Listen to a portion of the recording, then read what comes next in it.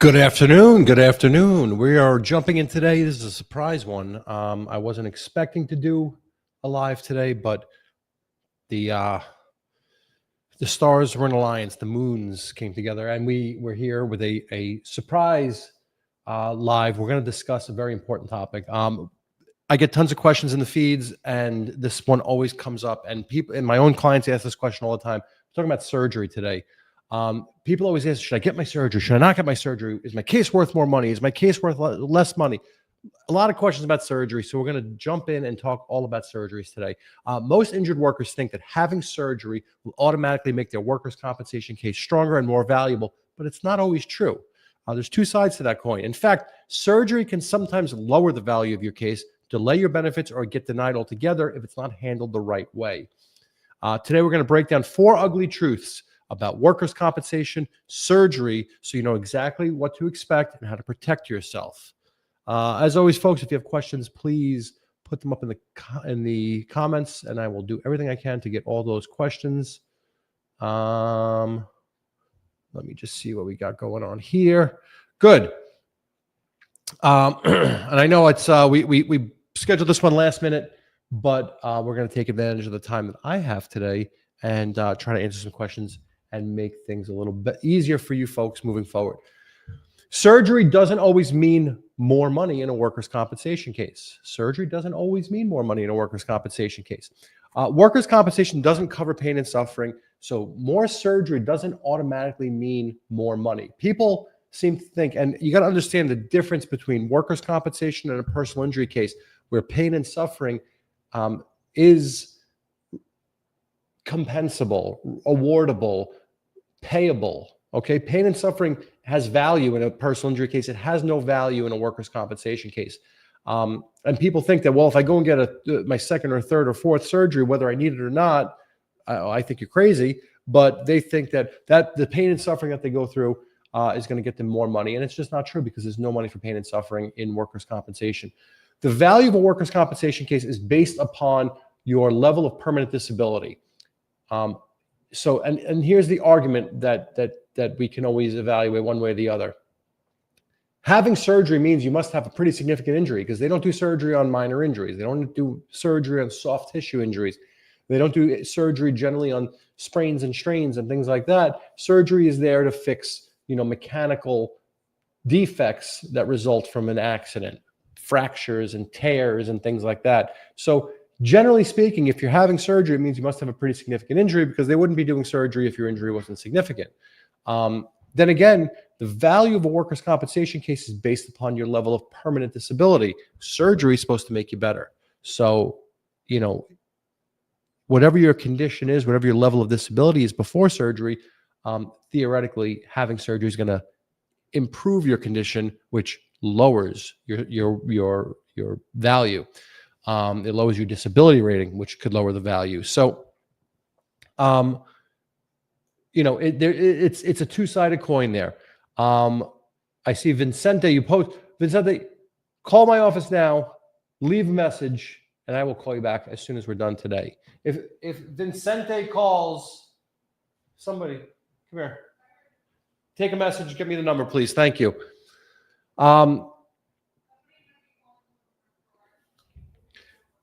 The need for future surgery can increase your settlement value. So we talk about knee replacements, spinal cord stimulators, surgeries that usually require revisions or second surgeries, hardware implantation surgeries, oftentimes require hardware removal surgery. So if you have a metal plate put in, a rod, screws, any number of things that might have to come out. Sometimes if you have a wrist fracture, they put screws in and pins to stabilize broken bones.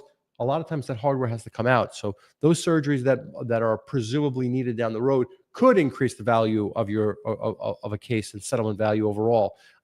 Knee replacements generally need revisions 10 or 15 years down the road. Spinal cord stimulators generally need battery changes 10 years down the road. Hardware goes in, hardware sometimes has to come out. Excuse me.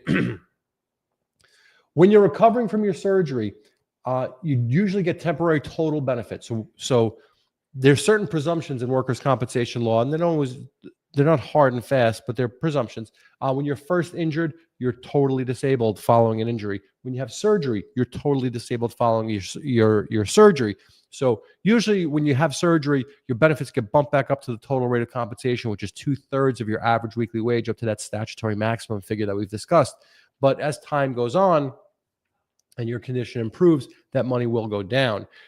Your benefits may be interrupted if you weren't attached to the labor market before your surgery. So we've had discussions about this in the past where you were found to have a partial disability and the insurance company raised the issue of labor market attachment, and you were instructed to we're starting already.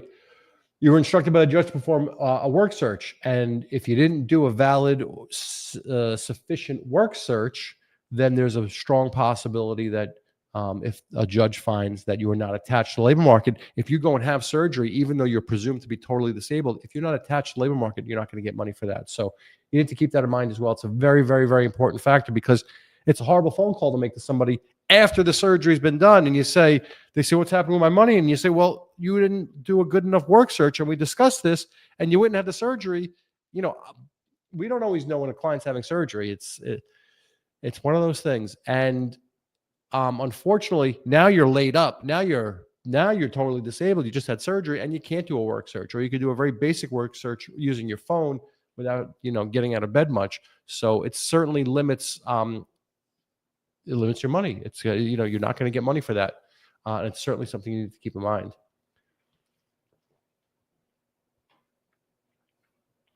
Very thirsty today, busy day. That's why it's so important to have a good lawyer.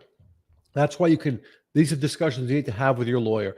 Hey, I know work search has been an issue for a little while. Where are we with that? Is a hearing coming? I want to have this surgery. I want to make sure I get benefits after my surgery while I'm healing. These are all important things to discuss with your attorney so that you can preserve, maintain, and maximize your benefits. Surgery can delay your workers' compensation case instead of speeding it up. Again, a misconception. Some people say, let me get my surgery and let's be done with this case and settle it and be finished. And that's not always the case. I understand why people want to do that. They had enough of the system. I certainly feel like I have enough of the system sometimes. But that's not always the case. And, the same way I always try to, and I can't say I always do, but I often advise against settling a case when surgery is on the table. Some people say, give me the value of the surgery, have them give me the money, and I'll go do the surgery on my own. I'll pay for it when I feel like it. And that sounds, in theory, it sounds like a decent move, but you never know. Maybe your physical therapy didn't go great and you need extra physical therapy. You're going to have to pay for it. Maybe you need more prescriptions. You're going to have to pay for it. Maybe, God forbid, and this is my biggest fear, there's an infection somewhere and you got to go back into the hospital because you caught an infection. Well, you're kind of screwed. So it's a very big deal. And, the same thing happens when people say, well, let me go get my surgery right now, and then we can settle right after. Well, that's not always the case for the exact same reason. I want to let you heal and reach some threshold of well-being before we go and settle the case. And rushing to settle the case is not always the best idea.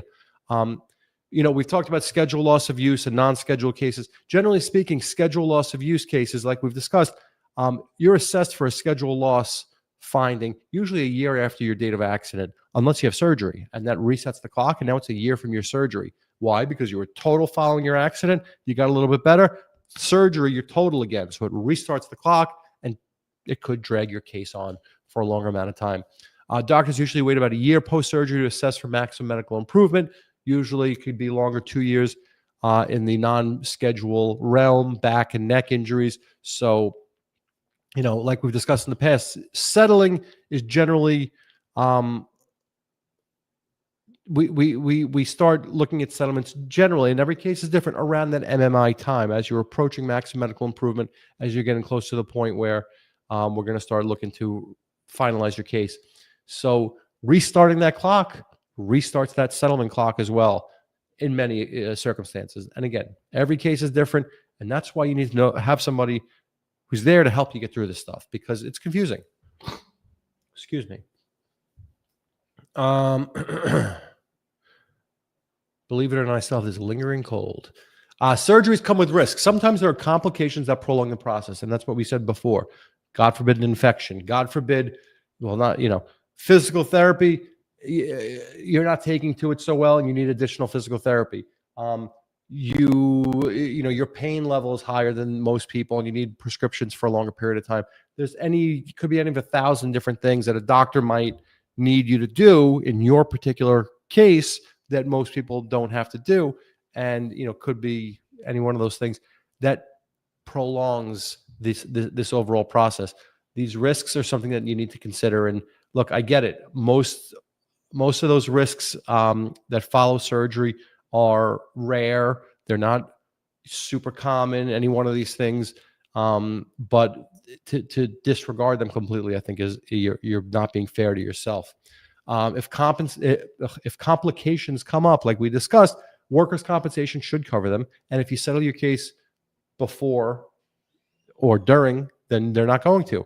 And this includes the follow-up care, rehab, and any possible complications that come along while you're recovering from a surgery. So you want to make sure you're covered, and you, like I said before, you're at a threshold. You've reached some level of some plateau where you're in a safe place. You've healed enough. You've gotten better, and you can safely move on with the settlement of your case. Excuse me. Disgusting Rex. Getting surgery approved in New York workers' compensation. I got to reword that. Getting surgery in New York, approved in New York in your workers' compensation, it depends on the right doctor. That's really the crux of the argument here. Having the right doctor is really what's important here. In New York State, you could choose your own doctor, so you got to make sure you pick one that knows the system, one that is workers' comp coded, one that understands the PAR process, how to request a surgery, how to follow up when it's denied, how to submit the proper documentation, how to get your surgery authorized. We spend so much time dealing with, what do you mean I got to request it through a portal? Well, that's how it is. I didn't write the law. We're following it, and I'm telling you what the law is, and you got to follow it. You want to have a doctor that knows the system and knows how to get your surgeries authorized. We see many of the same doctors deal with denials, and many of the same doctors deal with approvals. You want a doctor that knows what they're doing, especially when there's a denial for something like surgery. The insurance company has to tell the doctor why it's being denied.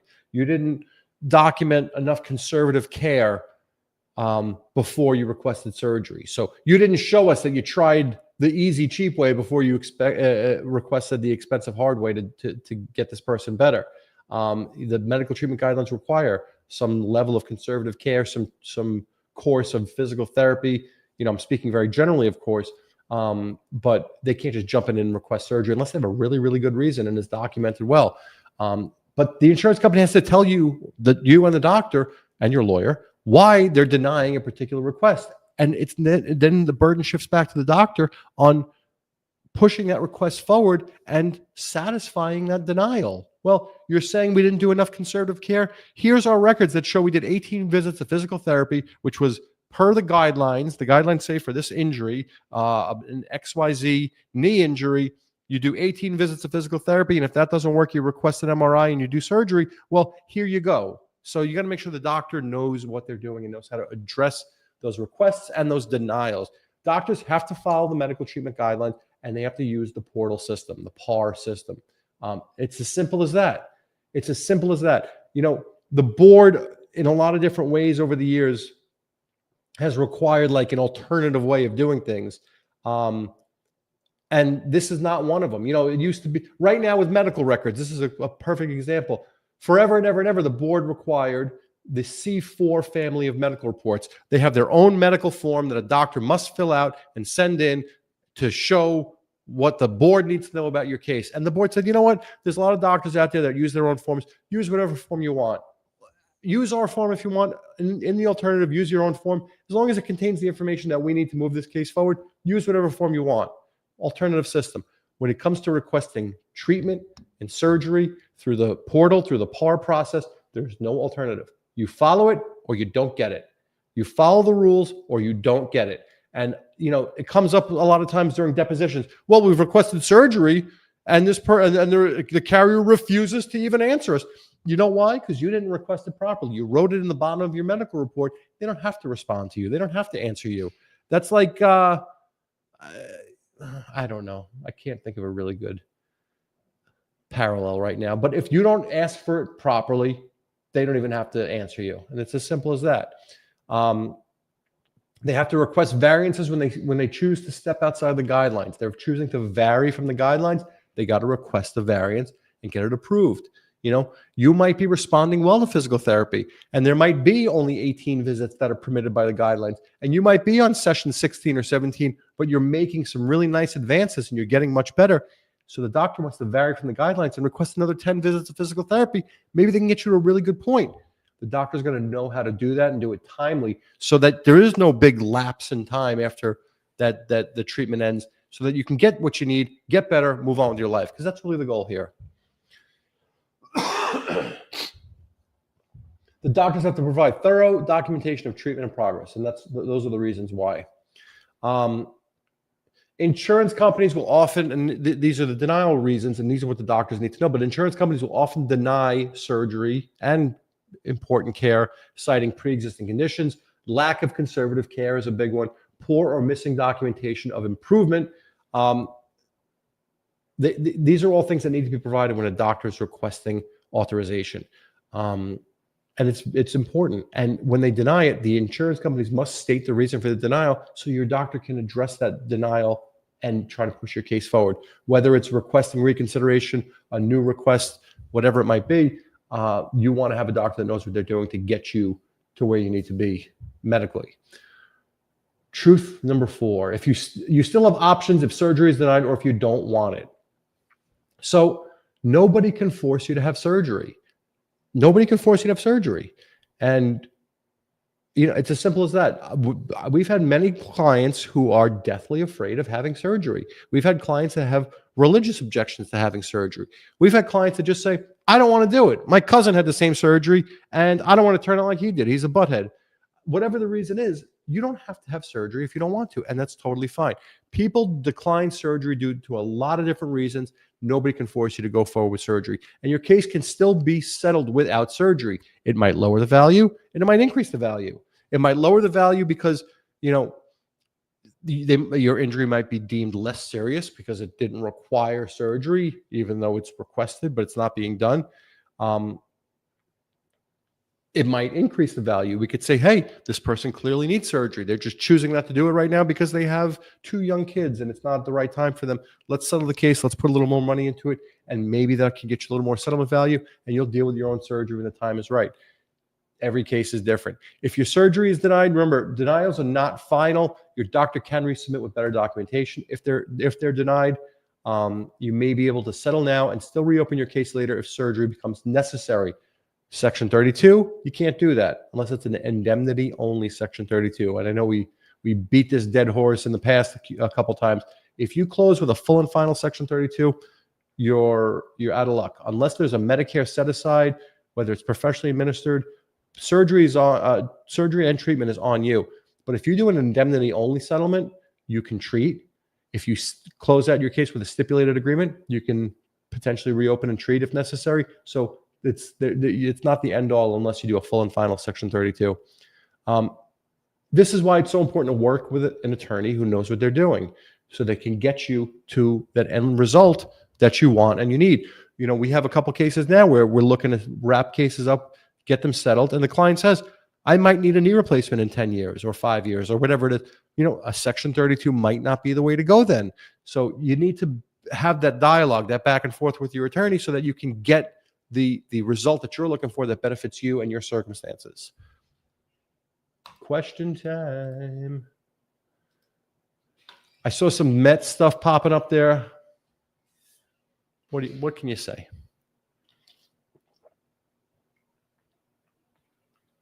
What can you say that some Yankee fan hasn't already screamed at us?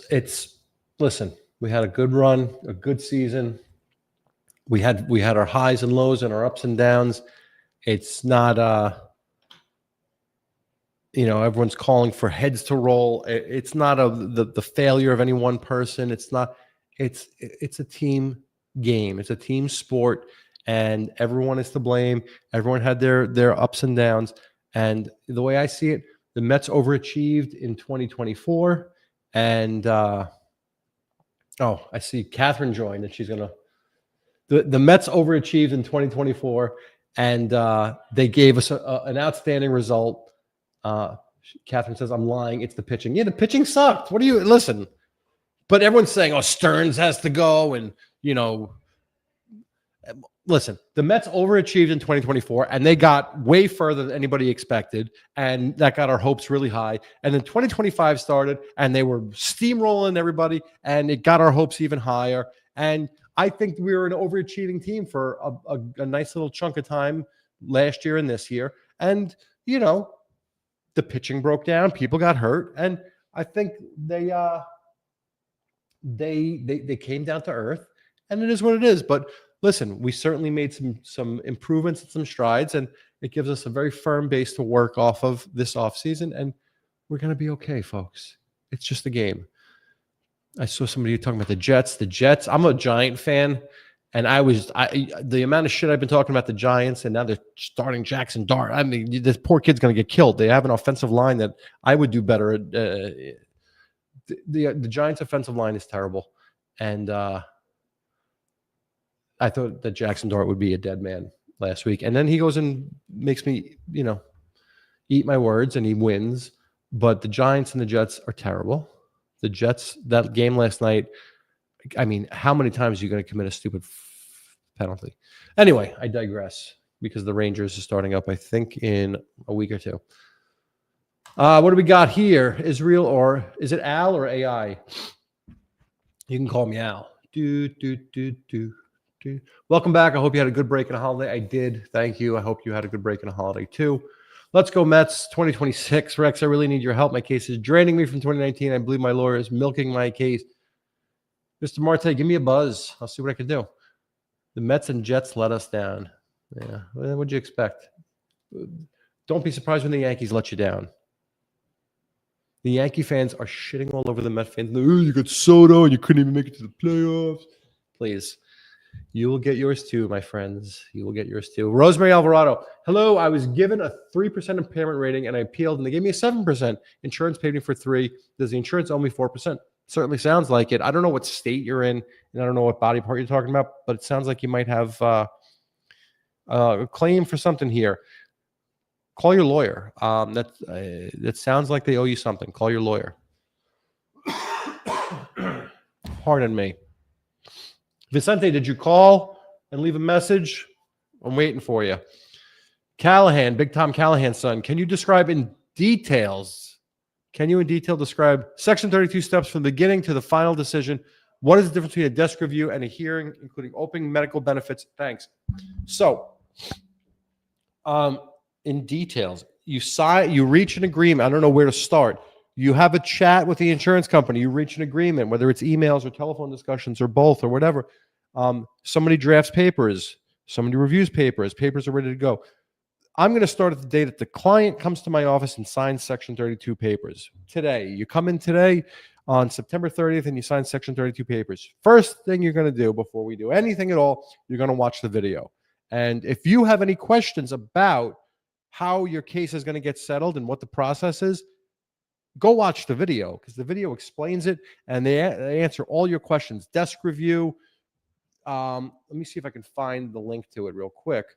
Desk review is mentioned in there. What else? WCB. It's the whole conjunction junction, how a bill becomes a law. It's all in there. And it's actually a really informative video, which is why, big surprise, they want you to watch it. They want you to be informed on what you're doing when you settle your case. And they packed it all into a nice little YouTube video, which has almost as many likes as one of my videos. Haha. I'm just joking. Here's the link. Here's the link, folks. Go, link, go. Did it go? There it is. I just posted the link down there at the bottom. The question is covering your face. Sorry. The question, I got lazy. I was slouching too. You should be yelling at me for my horrible posture then. So, You come into my office today, you sign your Section 32 papers, you sign, I sign. I'm assuming the insurance company did not sign because most of the time they don't until afterwards. But once everything's signed, we send them off to the insurance company. The insurance company usually signs within a day or two, and they send them back to the workers' compensation board. The workers' compensation board does their own review of the paperwork, and if they find any error, any mistake, and it's not a joke. I've seen papers that we were off by like 2 cents. Boom, we're not doing it. They sent them back and had us redo them. If a site of injury is missing, if average weekly wage is wrong, if there's any error whatsoever, they will punt your settlement papers back to the lawyers so that they can correct the problem. Oof, I have an itch. So once the board approves, which 9 times out of 10 they do, because we make sure we do a very good job and try not to make any mistakes, they put you in the queue, a word I don't like. They put you in line. They put you in, you're up for a hearing. They put you in the calendar for a settlement hearing. And it really depends on how busy the calendar is and how busy the settlement department is and all those different things. But usually you're looking at 4 weeks, 6 weeks. I've seen it 8 weeks. It could be anything. But they put you on the calendar. Most cases go in front of a judge, and the judge approves or disapproves the agreement. Once the settlement is scheduled for a hearing, so this is an important timeline because this is a number I can actually give you. I don't know how long it's going to take from the day the board receives the emailed papers to the day they schedule a hearing, because there's a lot of factors. And like I said, first come, first serve, and how busy they are and all those different things factor in. But once you do get that hearing and a judge schedules your settlement conference, and you go to court that day, and going to court is virtual. It's over the phone, over the computer, but you have your hearing. Once the judge approves that settlement, then that is the start of the waiting period. There's a 10-day waiting period. It's called a cooling off period. It's called whatever you want to call it. It's called no decision is going to be filed for 10 business days, for 2 weeks, because they want to make sure that all the parties know what they're doing, are doing it voluntarily, and before your case gets shut down with a full and final Section 32 hammer closure, set in stone, Han Solo and carbonite, which came to be that it wasn't permanent, but you know what I mean, locked in. They want to give you 10 days to make sure you're doing the right thing. It's a cooling off period. And if you do want to change your mind, you have 10 days to do it. You have 2 weeks. And if you do change your mind, you better do it in writing. And that written letter withdrawing from the agreement, dear whoever, I don't want to settle my case. I thought it over. I want to keep my case open, or I want to keep litigating, or I whatever, don't want to settle. That written letter must be received by the board within the 10 days, received by the insurance company within the 10 days to put a halt to that settlement.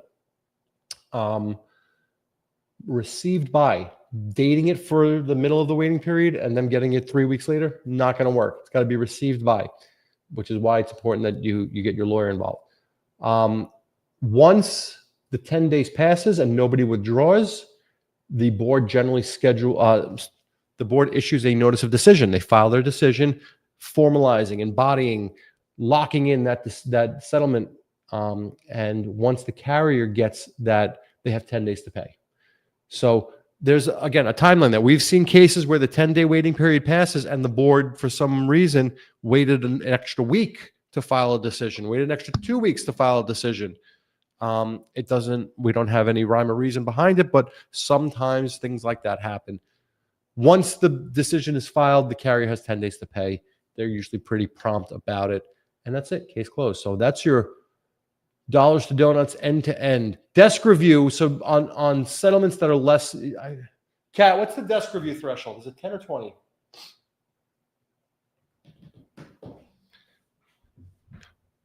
This is why Catherine's so important. What's the desk review threshold? It's anything under 10? Under $25,000. She wins. You won. No, you won nothing. Here. Catherine is the winner of a rubber band. $25,000. So most basic settlements under $25,000, the parties can agree to a desk review. It's a checkbox on the forms that says we're just agreeing to a desk review here. Desk review just means the board gets it, the board reviews it, the board files a decision. Usually that decision gives 30 days from the date of the decision because they're doing it quicker. You don't have to wait for it to get on the calendar and then 10 days. They give you 30 days from the proposed approval, and the video talks all about this. But it's usually a little faster. And you also want to know about hearing, including open medical benefits. Thanks. Same thing. There's no difference whether or not your medical stays open or closed. A Section 32 hearing is a Section 32 hearing, medical open or medical closed. Cough time. Excuse me. I'm sorry I'm being so gross. I need a cough button, like a Major League Baseball announcer, a play-by-play guy. Here's the pitch. Big Tom Callahan's son, does improving my skills, new language, decrease my settlement award? Maybe. If your case is going to LWEC and there's an LWEC determination to be made and your skills increase your employability and decrease your loss of wage earning capacity, yeah, then, and you're not yet at settlement stage, then yeah, it could. Mike Harms had fusion and laminectomy, got you see? Mike will tell you what I've been telling you. Don't just run away and get your money and be happy and go to Tahiti. Shit happens. Infections happen, and they're scary. They're really scary. Mike had fusion and laminectomy, so he had his vertebrae, his spinal vertebrae. This is one of them, upside down, fused together with the disc taken out, fused, and then he had laminectomy. Laminectomy is bone removal. So usually it's because they got to go in somewhere through the back and drill. And laminectomy just means that there was removal of bone, lamina, bone. Got infected, had emergency washout surgery. 4 weeks later, 2 back surgeries in 1 month. My scar tissue is out of control. Can scar tissue be considered a disability? If it limits your function and it creates disability, absolutely. So that's, scar tissue buildup on the spine, in the spinal region. I mean, we see it a lot in the shoulders and the knees, a lot in the shoulders. Scar tissue buildup limits motion, and yes, it's certainly disabling, and it lends itself to permanency findings. So, Mike, I'm sorry to hear that, and I really wish that you get better. Hopefully you kick the shit out of this infection and you don't have to worry about that anymore. Now it's just a matter of healing up and breaking up the scar tissue and moving on with your life. But I feel for you, my friend.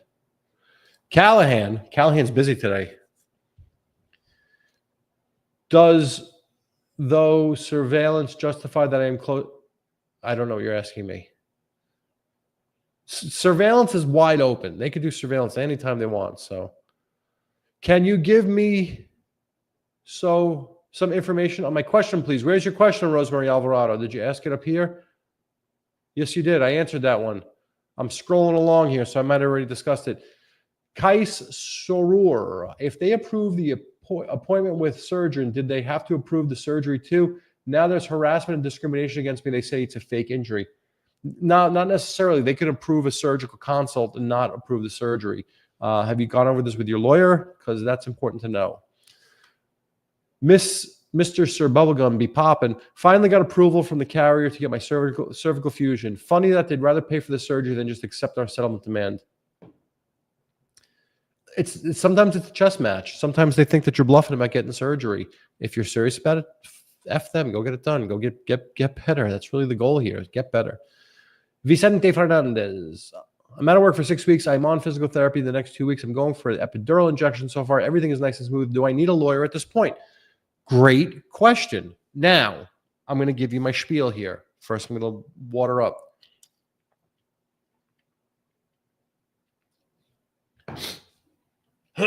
Do you need a lawyer at this point? If you feel like everything's going great, it sounds like you think you don't need a lawyer, and that's fine.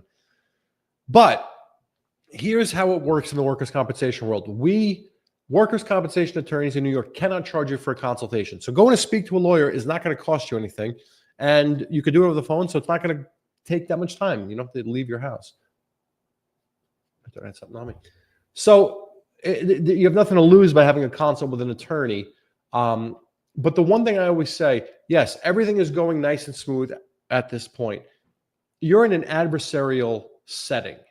So more likely than not, something is going to reach a point at some point in your case where it becomes adversarial. where you want something, or you need something, or you think you deserve something, or you think you're entitled to something, or you think you have the right to something, that the insurance company thinks differently. And whether it's you think you're entitled to more money, you think you're entitled to more treatment, whatever the case may be, there will most likely come, and this is not me trying to sell myself or lawyers in general. This is just how I feel about this. There will come a point in time, most likely, where your case is going to get adversarial. And if it costs nothing to have a consultation with a lawyer, and it costs nothing to retain a lawyer, if your case, this is what I always tell clients, if the shit hits the fan, I'm a phone call away. If you hired an attorney, if you retained an attorney, and things are going smoothly, then we don't need to do anything. You have a professional who's watching your case develop and move along and move down the path, keeping an eye on things for nothing, because they're paying you voluntarily. We don't have to get involved there if they're voluntarily paying you. And when the shit hits the fan, we're a phone call away. And that's exactly what happens. It happens all the time. Hey, they cut my benefits. Why they cut your benefits? I don't know. Well, did you go for an IME? Yeah, we went for an IME 2 weeks ago. Well, let me check it out.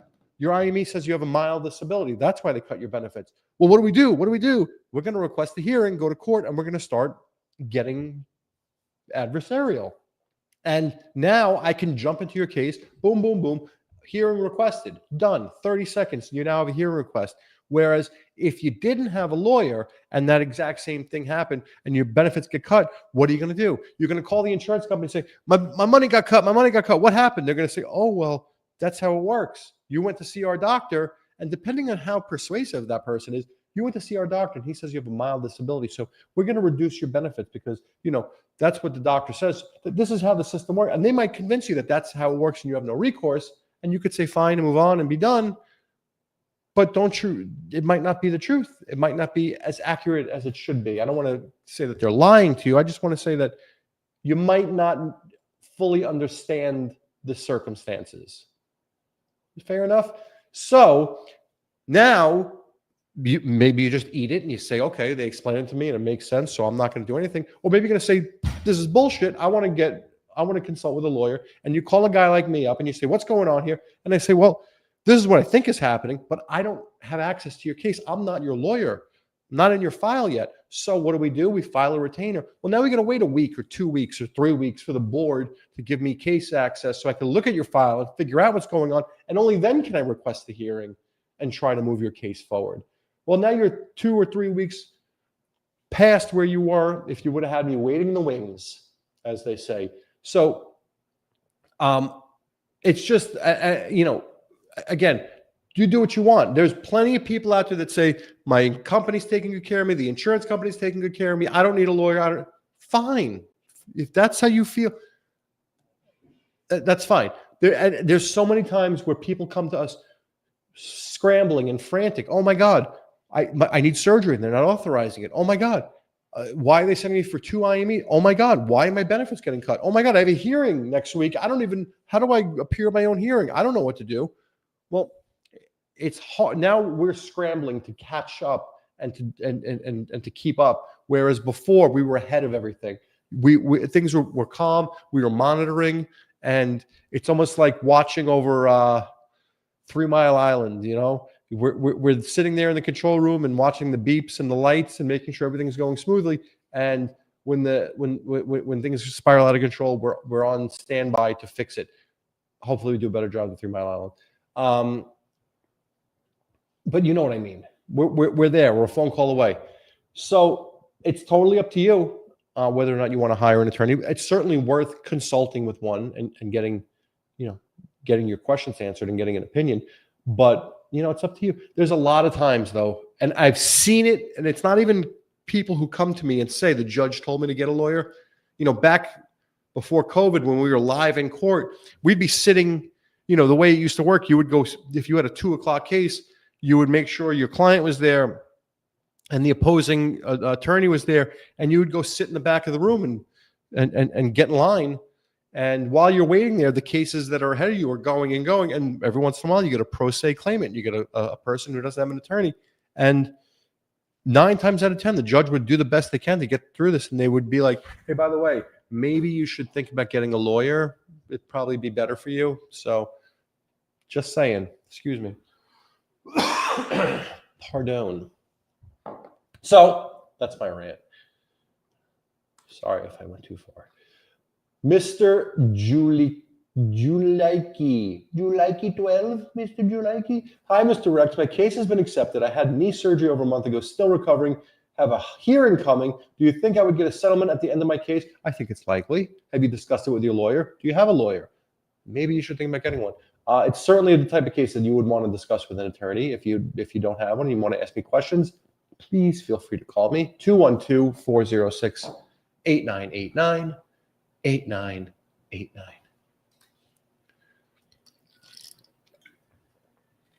The new water bottle is nice looking, but I don't like the straw function. I like to drink my water. Like, get rid of this guy. It doesn't let you get to the bottom of the bottle.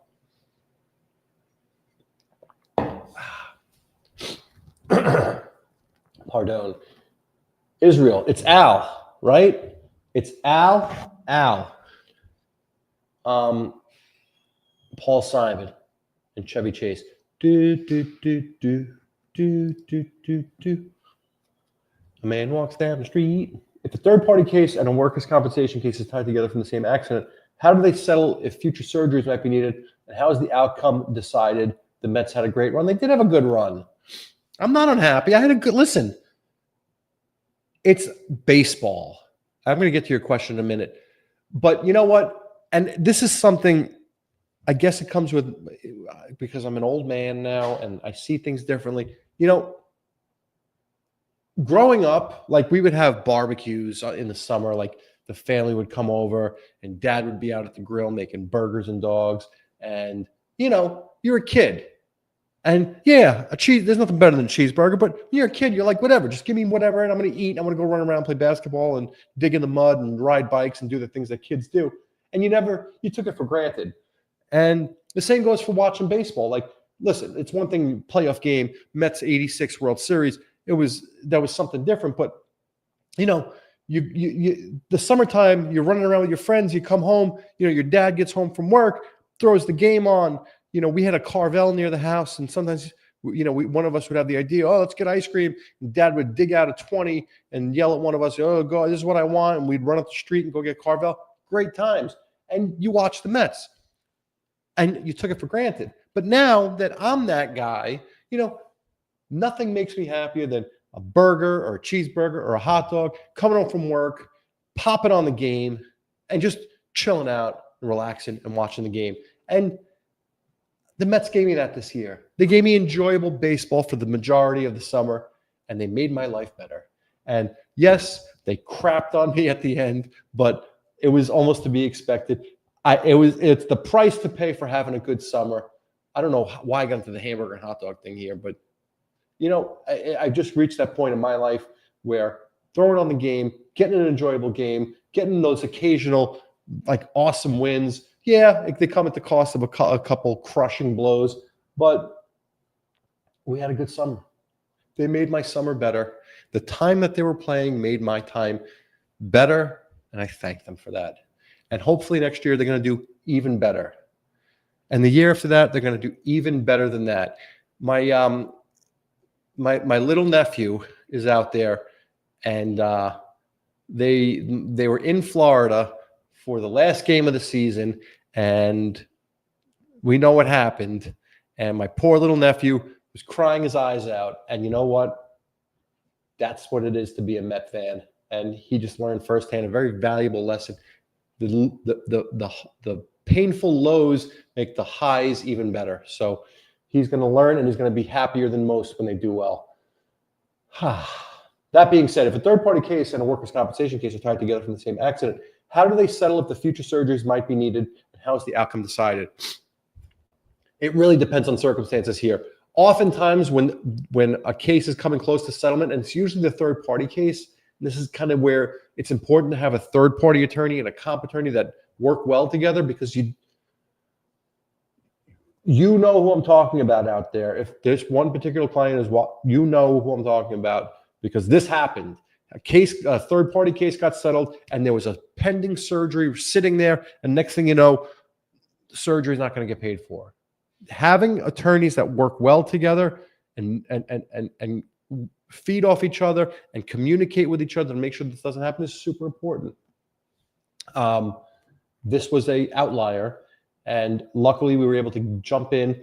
And guess who fixed the problem? And I know I'm not tooting my own horn. If anybody ever comes to the table on this particular case, I know I did good and I got things resolved in my client's favor to my detriment personally.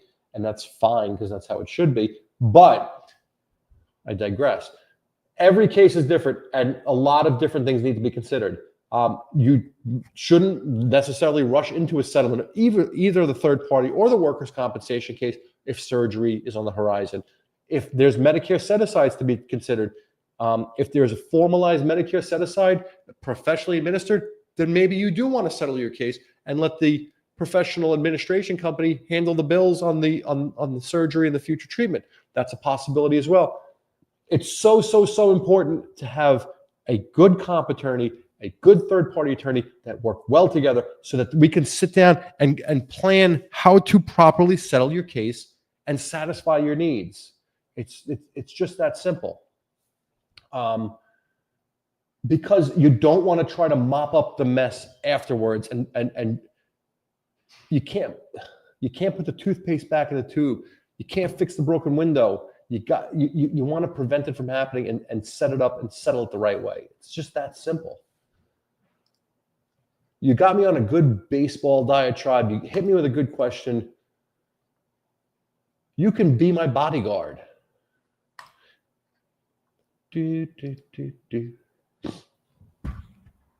All right, where are we?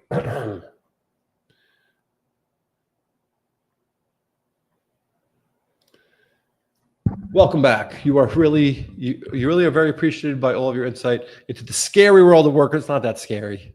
Yeah, you know what? Yeah, I'm wrong. It is scary. Sometimes I'm scared by some of these things that I see. Can my current visit to doctor delay my 32 agreement? By the way, I'm still waiting for injection confirmation. I don't know. Has your 32 been submitted and you're waiting for a hearing? Is it indemnity only? Is it not indemnity only? There's a lot of factors there.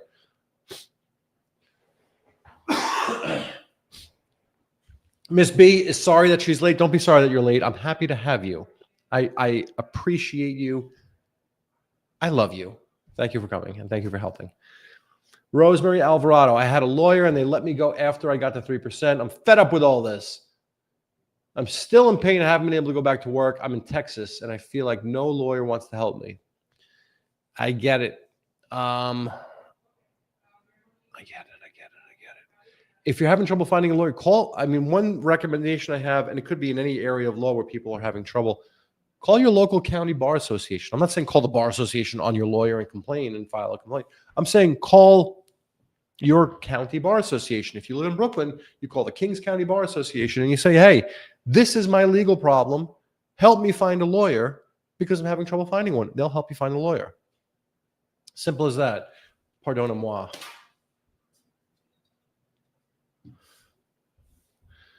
Now, somebody like Vicky Brown has nerve damage in her shoulder. Doctor has recommended, I'm going blind, by the way. I don't know if you recall, this is the 1-year anniversary of the beginning of my eye issue. So time is upon us. I have nerve damage in my shoulder. My doctor has requested another nerve study in EMG. Can I refuse this? It's very painful. You can. Is the EMG that painful? From what I've never had one. I'm just talking smack here. But from what I understand, it's like a needles in the fingers thing to check out your nerve responses up your arm. Thank you so much. But yes, no one's required to do anything that they don't want to do. Those days are over. So yes, but talk to your doctor. Maybe there's an alternative, the creaky door. Maybe there's an alternative test or diagnostic that can help you out. GZ Uno, insurance doc gave me a referral that was open for 24 hours. Why would they do that at MMI? I don't know. That's a new one. I've never seen that before. Is that in New York? Did you ask your lawyer? That's definitely a new one. Berserk TV. Hey, Mr. Rex, I have a question. What if I was Uber and Lyft driver, my income was $92,000, but the carrier is trying to count my AWW by Schedule C? Is there any way? Did you hear this question? Look at this question. Mr. Rex, I have a question. What if I was an Uber and Lyft driver and my income was $92,000 a year? What's your response before I read the rest of the question? What buzzword comes to mind? What are you going to say? What do we look at? His Schedule C on his complete tax returns for his net profit. Yes. But the carrier is trying to count my AWW by Schedule C net. Is there any way to upgrade my weekly benefits? No. So that's what they use. Why? Why do they use that? Because Uber and Lyft drivers make a shit ton of money. You guys can kill it. If you're a hustler and you're an Uber and Lyft driver, you can make a ton of money. And that's awesome. And I congratulate everybody who does it. Because it's not an easy job. But all that being said, yeah, you can make $92,000 in a year. I've seen Uber and Lyft drivers making well over $100,000 a year, 120s, 130s. If you're a hustler, you can do very, very well. But it's your Schedule C money that they count. Why? Because yes, you made $92,000 in that year, but did you make $92,000? No. How much was your car payment? How much was your insurance? How much was tolls? How much was gas? How much was upgrades? How much was the new window that you had to replace because the drunk kid that you picked up in Union Square, smashed his head into the glass and broke your window? You're not pocketing all that money. You're pocketing your Schedule C net. Schedule C is when they take your gross earnings, they subtract out your expenses and your deductions, and you're left with a net amount after all that. Uber drivers, Uber obviously is very computerized, and it's very easy for Uber drivers to go on the app and they can pull up all sorts of different charts and graphs and lists that show, in January of 24, I made this, and in February I made this, and in March I made this, and it shows very beautifully that they made a shit ton of money. But after you take expenses away, that shows different. And why is it a problem? Because look, when you're paying your taxes, you're not preparing for a possible workers' compensation claim. You're paying your taxes. And I'm not telling anybody to evade taxes and commit tax fraud in any way. I certainly would never do that because that's illegal. But what do people do? They minimize their earnings. They maximize their deductions. Because if you did earn $92,000 in a year and you can show that you had $90,000 in expenses, then you're only going to pay tax on $2,000 for that year. That's a lot less tax than if you had $40,000 in deductions. You'd have to pay tax on $52,000 worth of income. That's a lot of taxes, and people want to avoid paying tax if they don't have to. I'm not pushing people to dodge taxes, but if their expenses are high and their net recoveries are low, they're going to pay less taxes. And what happens? It comes back to bite you in the ass when it's time to set your average weekly wage in your workers' compensation case. I get it. It happens. And by the same token, I have client. We had a new case come in the other day, and the guy, I said, "Oh, by the way, I'm going to need your tax returns for 23 and 24, or 24 and 25." And this guy was earning like $132,000 a year, and like his deductions were like $18,000. I'm like, "Gee, you were the most honest person on the planet. Good job." And it's going to show a super high average weekly wage. It sucks, but that's just the way it is, my friend. It doesn't suck. You pay your taxes, and this is evidence that's used by the board in determining your average weekly wage. It's as simple as that. So I understand your question. I hope you understand my answer.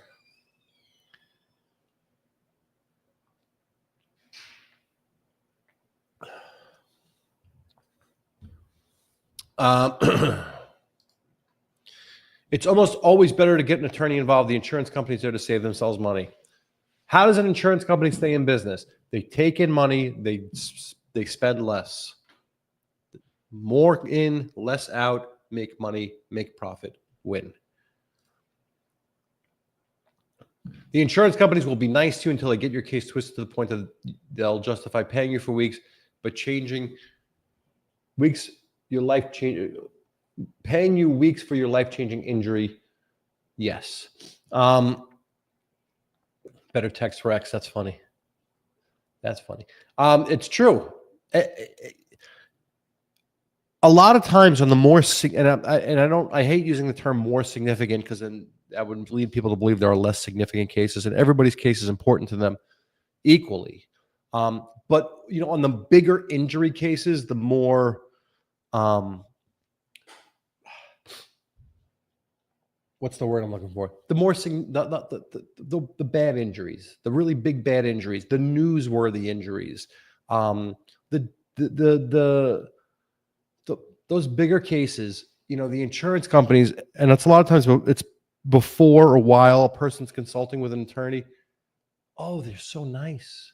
The insurance company called me, and they called me last night to make sure that I got the medication that they sent to my house because the doctor had requested it. And then this morning they called me to ask me if I need, a shower chair. They were so nice. They're really, really nice because they want to get your trust. And then when it becomes adversarial, you are now trusting, and they have an adversarial position. It's as simple as that. What does Michael Corleone say? What was the lesson he learned from his father? You keep your friends close, but your enemies closer. That's exactly what they're doing. Look at what they did to my boy. I don't think that's the exact quote. They massacred my boy. Which is usually more expensive for an insurance company? A settlement, which is only a portion of what your case is worth, or paying for surgery and all post cost? It depends. It depends. Every case is different. And, usually if the insurance company is going to settle a case, they're going to do it to save themselves money. The reason why a settlement works for everybody is because the insurance company gets to pay less than they would have to pay otherwise, and it gives you one lump sum of money that you could do more with rather than getting paid out over time. That's really the basics of why settlements work. Mike Fernandez has the comment of the day, and we know why. Get a lawyer. Rex is the best. Rex tries very hard to do right by everybody. So thank you, Michael. Mets baseball, win or lose, it's a great day. Hey, man, baseball is a leisure activity, and I'm not going to lose my mind over it because it's baseball. I've lost my mind over the Mets too many times to even give a shit anymore. It's just it's entertainment, and I'm happy we had the season that we had, and I wish the Reds. That was the other thing. They're like, the Reds haven't been in the playoffs since like 2002. Maybe it's even longer than that. I think Chris Sabo was like the all-star of the last time the freaking Reds were in the Barry Larkin. The Reds fought hard. They got a good team. Dela Cruz is awesome. They deserve it. Go. Have a good time. Screw us. We'll be in it next year. Ellie Dela Cruz is awesome. Christian Dela Cruz is awesome. I had ATFL, that's funny, and CFL, surgically repaired after 8 months. How often do you get this kind of cases? ATFL and CFL. ATFL. Google is your friend. Anterior tabular blah, blah, blah, blah. You had a messed up ankle, did you not? Anterior talofibular ligament. And what's the other one? CFL. The Canadian Football League. You're funny. The CFL ligament, anterior is one of the 3 lateral ankle ligaments located on the outer side of the foot. So you tore these 2 pretty significant. I think I tore my CFL once. 2 pretty significant injuries. Yeah. I mean, I can't say that I've had that exact injury recently. We get a ton of foot injuries, a lot of crush injuries. But it's a foot. It goes down to a schedule, And that's what's going to happen. When did you have your surgery? Are you following up with your doctor? Did you get your PT? Or have you asked your lawyer these questions? Because these are important questions to have. These are things you should be addressing with your lawyer. It's important to have a lawyer with a case like this. I'm looking at what's going on here. There's a lot of red in that picture, and that doesn't look good. So I would make sure you talk to your attorney. Meet the Mets. Meet the Mets. Can you take a look? This is a question we get all the time. Can you take a look at my case? If I get you my WCB case number, WBC is World Baseball Classic, where, never mind, Edwin Diaz blew out his knee. WCB number, Workers' Compensation Board number. People say, if I give you my number, can you look up my case? No, we can't do that. The board does not let us do that. And here, I stand corrected. EMGs are painful. Okay. I never had one. I'm afraid. I'm a wuss. Jeezy was asking questions before. You're in North Carolina. I thought it was not a New York thing. Do you have an attorney? You should certainly consult with one. I think we have some partners down there. When I say partners, we have friends that do what we do. So if you need help, let me know. Big Tom Callahan's son. I have an appointment with the psychiatrist this week. Can I use my Medicaid to contact? I don't know. You ask very, very pointed questions. I don't know if you can use your Medicaid to contact WCB, Medicare. Generally, if it's causally related, it goes through comp. If it's not causally related, it goes through something else. So can you? You should talk to your doctor about who he's planning on billing. I think is the more important question. Folks, I stand very corrected. You are now the third person to tell me an EMG is very painful. I was told that I would not. It was needed to continue to prove my case for my doctor that I was suffering from nerve damage from my spine accident. Okay. 3 years later, my spinal injury case is still not over. I'm still in pain. When will this be over? You know, there's a lot of other information I would need there. Is your case being litigated, controverted? What stage you're at? Are you at permanency? Are you approaching permanency? Are you in New York State? Call me if you want to go over this. 212-406-8989. Thanks for the input on the painfulness of the EMG nerve conduction study. I had an orthopedic torn meniscus surgery, and now since it didn't heal correctly, I will have to get a knee replacement. What are the permanency rating on knee replacement? Thank you. Good question, Chris. So, and again, we've talked about this. I'm going to get you the link to that too. While I'm in a link happy mood, we're going to link you over to that while we're talking. So a knee is a schedulable site of injury. We've discussed schedule loss of use before. Schedule. Where did you go? Impairment guideline 2018. Blah, blah, blah, blah, blah, blah. Here are the guidelines. I'm going to post the guidelines for schedules right here on this very chat. You all can enjoy them. But if you take a look at a knee, Chapter 7, page 41.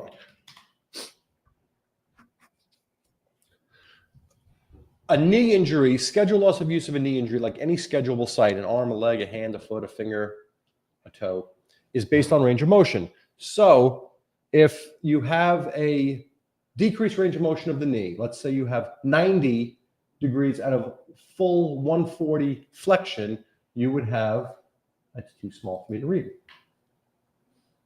a 50%. Is that 50? It's based on range of motion. So generally speaking, with a knee injury, 90% is a 40% loss of use. 90 degrees is a 40% loss of use. So depending on where your flexion and what your range of motion is, will tell us what your level of disability is. If you go down to page 43, there are things called special considerations. And this is where your question will be answered, my friend. I wanted to give you a little baseline there. But special considerations say, where did you go? It's in here. I know it's in here. Number 13, full or partial knee arthroplasty or replacement. Blah, blah, blah, blah, blah, blah, blah. Ba, ba, ba, ba, ba, ba. Base of 35%. All my blabbering is really going to come down to this. A knee replacement, schedule loss of use of a knee for a knee replacement bases out at 35%. So basically the lowest you're going to get is a 35%. And if there's more residual loss, it could be added to that, but you start at 35%. So there you have the guidelines.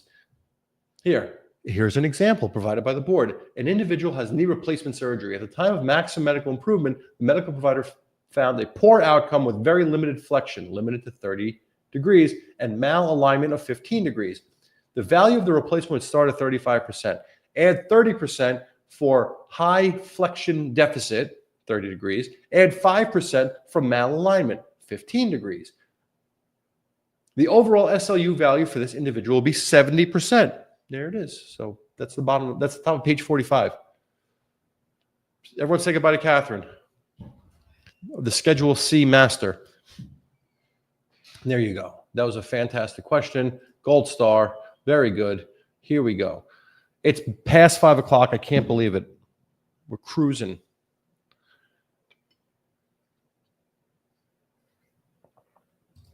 There's 34 likes in this chat. I thought I would. I thought I would get like 100. I'm giving you my all here. I'm sweating. C5, C6 surgery, elbow decompression, employed 32 years. This has been a nightmare. Yeah. Surgery was September 2nd. Could this be wrapped up in 3 or 6 months? It sounds a little premature. Do you have a lawyer? Have you gone over these questions with your lawyer? That's really the big thing. Talking about the Reds, Santiago Espinal is my cousin. Bro, how many MLB cousins do you have? From my mom's side, Starling Marte's from my dad's side, still winning with the Reds at least. Man, I was talking about my family barbecues when I was a kid growing up. Yours must have been freaking awesome. Must have been. We play wiffle ball like a bunch of idiots. You guys are probably throwing heaters at each other. That's very cool. Miss Collins, hello, Rex. I'm in California. Do you have an attorney in Southern California? I could surely help you. Give us a call tomorrow, and we will get you set up with some referrals. Chris says thank you. Jackson says hello. Suzuki says my case is in New York. It's a New York workers' compensation case, and it's in the hands of another law firm, which I can hardly get any feedback when I do call them. I feel like I'm intruding. Don't feel like you're intruding. It's your case. Ask them the questions and get the answers. Would it be all right for me to talk to another lawyer like you, Sir Rex? Sir Duke? Sir Rex. You could always consult with another attorney. Whenever I want to stress my friends, I talk to them about the Mets. Whenever my dad will, I've spoken about my dad in the past, and the man is he's a one of a kind. He's a great guy. Love him to death. But when if the Mets could win 10 straight, and if they lose the 11th game, the phone rings. Did you watch that last night? These bastards, they lost. Like there's 162 games in a season. They're not going to win every single one of them. I understand how pissed off he is right now, and I totally get it. But it's just the same kind of thing. If you want to get his blood pressure up, you see that game yesterday? That bastard, they pulled him out of. He was pitching great, and they took him out of 4 innings. Why not leave the guy in? He's throwing a good game. Oh my God, it's hilarious. Lucia Montenegro. I heard both shins, knees, low back, shoulder surgery, and neck and psychological. Judges asking both sides to settle. If the case is closed, can I continue to be seen for the low back as neck? I lost track of where we're going with this. It depends on what type of settlement. It depends on what's going on. It depends. 34 likes. Come on, people. Your wife is related to Sofia Vergara. Ay, Dios mío. Mirna Collins will call me tomorrow. Yeah, give us a call tomorrow, please. And the Mets. All right, folks.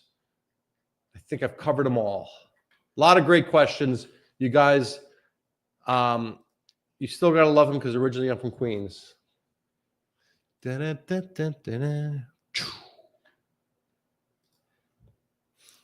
So, we're getting better. 45 likes, 71 in the chat. If Rex helped you and answered your question, definitely have to. Thank you so much, Miss B. Guys, what a day. What a day. I'm glad we were able to squeeze this one in. We got a lot going on around here. We got the Jewish holidays coming, the ones that passed, ones coming up. The busy times. We got some new staff that's here to help with all your questions, and training is underway. Lot going on. Lot going on. The Ryder Cup. I don't know if any of you golfies out there. That was fun to watch. It was fun to watch the Europeans get New Yorked. And I'm not necessarily proud of it, but they got a little bit of the local flavor. I think we went a little bit too far from time to time, but local flavor nonetheless. Thank you. I wanted to make sure I got to all your questions, and I want to make sure we got this one in today. I didn't want to go without seeing you guys for 2 weeks, and the surgery thing was a pretty big topic that I wanted to make sure we got to. Thanks so much for joining. I hope everybody has a wonderful rest of your week. If you have any questions, you can call me. I know there was a person earlier that wanted to talk. I hope you called and we got your message. But we're always here to help. One thing I want to explain also, I'm one guy. I'm just me. I'm not Superman. And sometimes people will call with cases. I don't always like substituting other attorneys because other attorneys are doing the best they can. And sometimes the cases do have issues. And unless I know I could really do something more or better or fix a problem, I generally don't like to substitute other attorneys because I don't like to get substituted either for no real reason. So that being said, my staff is trained to take phone calls from clients or prospective clients and to get an understanding of what's going on. And I can't, I can't take every single call. I certainly try to speak to as many people as I can and handle as many issues as I can. But sometimes I can't answer every call, and I certainly cannot take every case. It would be a disservice to you and to all the other clients I have if we took every single case from every client that called us. So we do our best. We try our best. Please be patient with us. Be patient with our staff, especially the newer staff that are learning the ways of workers' compensation. We have had a couple of circumstances with people yelling at the staff, and it's not fair to them. They're just trying to help and do their job. So let's be fair. And the same goes with the judges and the insurance company attorneys. I know we've spoken about this before, and it hasn't been really on my cases, but I've heard a couple of stories about people getting very, very loud with the judges and with the insurance company attorneys. It's only going to hurt you. It's going to hurt you. It's going to hurt you. You get more flies with honey. No, the lawyers aren't taking money under the table. Judges aren't taking money under the table. Just, we're all in this together. And we understand the situation that you're in. And yes, sometimes people lose sight of that. And it's my job as your representative to make sure that doesn't happen, especially in court, that people know what's going on and it's clear. But don't get aggravated and pissed off at the judges and the attorneys and the staffs. We certainly understand that you're in a rough spot dealing with an injury, dealing with being out of work, and we're trying to help you. So go easy. Daniel is traveling tonight on a plane. If you have a PI case and a workers' compensation case, is it better to drop the PI case and focus on the workers' compensation case? It's just going to be absorbed by the work. I would need to know everything about both cases to answer that question. Do you have an attorney for each of them?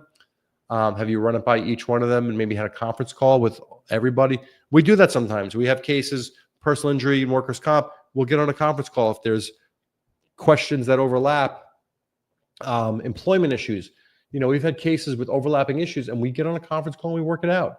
That's why it's important to have lawyers that work together and lawyers that know what they're doing. Yes, and you haven't. So maybe that's worth doing. Have a chat with everybody and get to the bottom of it. Dennis, you're right. It's not cool.